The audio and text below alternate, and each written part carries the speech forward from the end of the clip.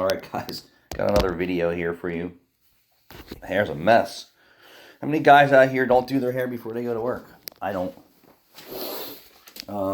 Just kind of like rub my hands through it, my fingers through it. So what's going on? So the Tesla that we leased for 2 years, disappointed, yes and no. Is it a vehicle that is practical for you to drive every day, long distances? I'm saying long distance is an hour drive time. No. It's good for local stuff. It's been 2 years. My biggest disappointments are the cost of charging, even at home with the energy cost rising. And in New Jersey, you're going to see another 10% increase come January 1st.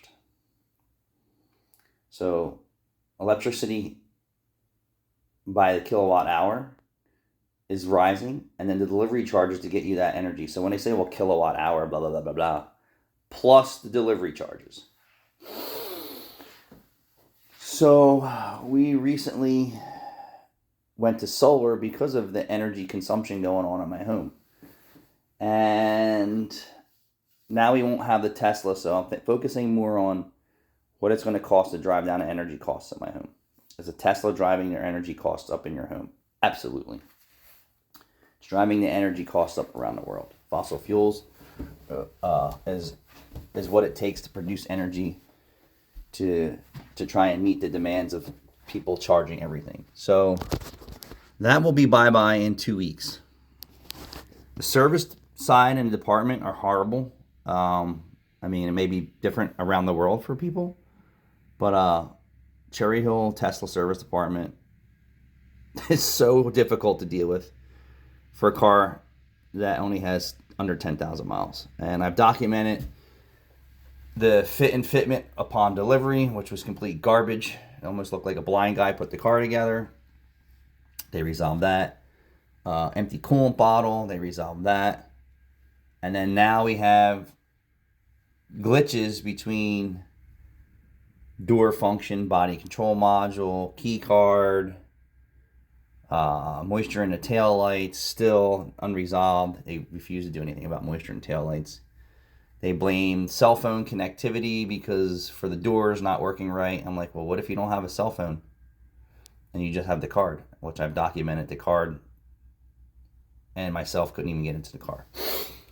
So the car's buggy. It's becoming more expensive with energy costs. I'm glad I only leased it for 2 years.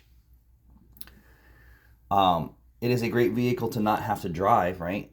But when you have a service department around a corner that sucks, I mean, what's the sense of even staying with this product and, being loyal to it? So I'm not. At first, I said to myself, since I put $10,000 down for the lease, is it worth buying out the lease and keeping it just for a here there car? And I was like, oh, well, yeah. And then after talking to the energy company, saying that they're going to raise the electricity 10% in January, I'm like, this is just ridiculous. I'd rather just play slave to petrol or gasoline, because I believe the gasoline prices are going to come down. And electric costs may or may not. So, I mean, I'll take 4 years of the next possible lower fuel costs, because Trump says he's going to drill, and we're going to see. So I'll take the risk there. But I put $10,000 down, and I was like, all right, well, this will be a good third or fourth car, ninth car or whatever.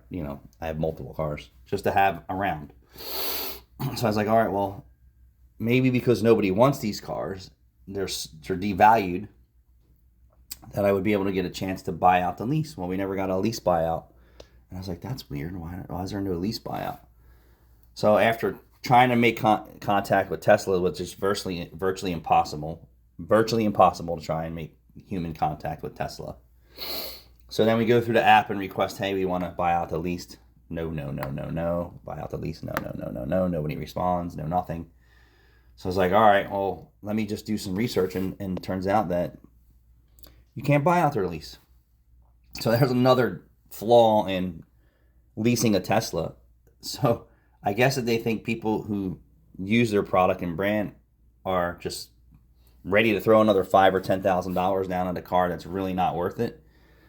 Yeah, that's not me. You're going to get your car back, Elon. And that's that. So we looked at a Nissan Versa for a fuel efficient car. We looked at the Kia, and it looks like it's going to be the Kia. Even though people out there hate Kia, I want to tell you, Kia is a great product. Hyundai is a great product, as long as you change your oil every 3,000 miles. If you do that, you won't have any internal engine problems. That I promise you. But yeah, that's it for Tesla. I believe that they're already promised out to people, waiting for these cars to come to the used market. But who wants a car that's 2 years old, that has electrical issues, buggy, and it's super expensive to charge? And it's going to become more expensive to charge. So I'm looking for the trade-off now. It's like, all right, we had it 2 years. I've been charging it at my house without solar for 2 years. So we're shifting gears here. We're trying to, reduce our electric bill at our house. We started with solar. The Tesla's gone in 2 weeks. We're going to switch some of our appliances to lessen the energy consumption at our home, and you're going to offset some of these expenses, right? So for years we've been playing slave to charging the Tesla, right? And it's on charge the whole time. You come home, bing, it's on charge. You back and forth, it's on charge. It's like running your dryer, all day long until the battery's charged. And then it has self modes, right? So it's cooling the interior, it's doing this, it's constantly running, it's updating. So, if it pulls the battery voltage down while you're on charge, it's going to charge it back up. So it's constantly consuming energy.